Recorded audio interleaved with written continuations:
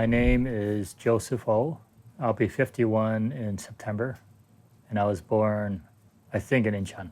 My birthday was given as 9/15, but it could vary 6 months. I was living at an orphanage in Incheon along with my biological brother. I was roughly around 5 and he was 3. I came to the US around age 5, but I don't remember exactly. So I wouldn't say I have any vivid memories. It just seems kind of like a blur to me.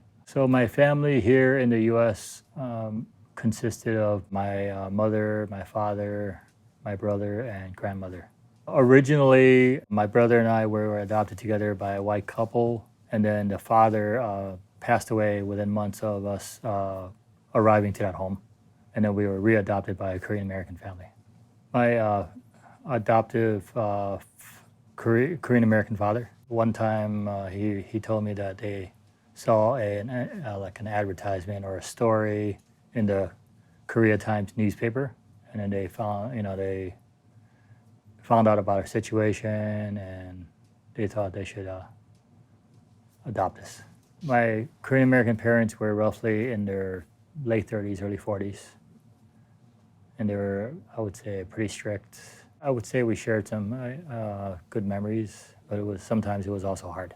My family was definitely very immersed in the Korean culture, and we lived with my grandmother for a good length of time, say for like the first maybe 10 years that I was with them. And then my grandmother moved out. But we followed many Korean traditions. I remember eating songpyeon when I was a child, tteokguk on many occasions. We did salad. When my parents would speak to me in Korean, many times I would answer in English. I think maybe just laziness, or I didn't want to speak Korean that much. But my parents kept reminding me that I should be comfortable in Korean and English. Both my parents were Christian, so I remember going to a Korean American church. We had many friends at church, but I also had friends from school. Also, I had friends that lived on the block that went to the same school. So I would say it was a pretty good mix. So I would say my experience with it was briefly transracial, but then eventually it wasn't, and I feel that part was very different from many other adoptees that I've spoken with. The way that it was different, most obviously, was that if you would go out in public, people wouldn't obviously know we were adopted. Whereas I've heard many stories where their adoptees would go out with their white parents, and they would hear remarks, "Are those really your kids?" Or the kids would get asked, "Why do you look different from your parents?" That's very hurtful. Yeah, so yeah, I'd say definitely the physical part, and also when I was growing up, I never looked in the mirror, and I had never imagined I was white or pretended to be white, or some people, some other adoptees, they told me that they wanted to be white like their parents or like the rest of the family. I always knew that I was Korean, and I was proud to be Korean. And my parents also instilled that it was important to maintain that pride. But of course, it was challenging at times growing up in the 80s. I feel like right now, during these times, it's easier to say you're Korean and be proud of it, because Korean culture, K-dramas, music, it's a lot more prevalent. If you say you like Korean fried chicken, of course, a lot of people have heard of it, especially in the Chicago area. Did you go back to Korea to teach English? Yes, so I was there two different times. I was there in 2002, and then also in 2008, 9. I went there with the intent to teach English and maybe explore the culture. And I was roughly around 30 or so.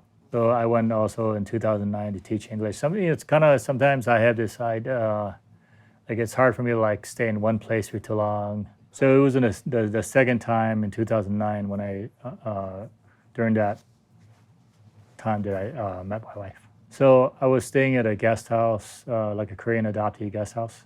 There was an event that was happening in the basement. It was an event where the people were sharing different opinions about a topic, about the adoption topic.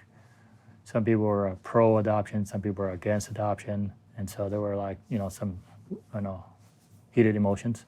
So then they were taking a pause from that, and then my wife she came upstairs to from the basement, and I was already upstairs. She realized that I could speak Korean.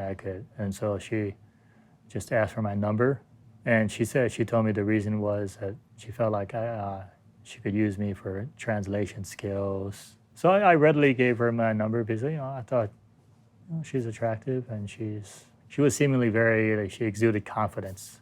We Facebook friended each other, and we continued to communicate through the winter break. I just boldly decided to text her and say, let's go out for coffee. I kind of thought maybe, she would accept, but, I wasn't sure. But I thought, why not? So it was pretty much like that first day was pretty much like the whole day.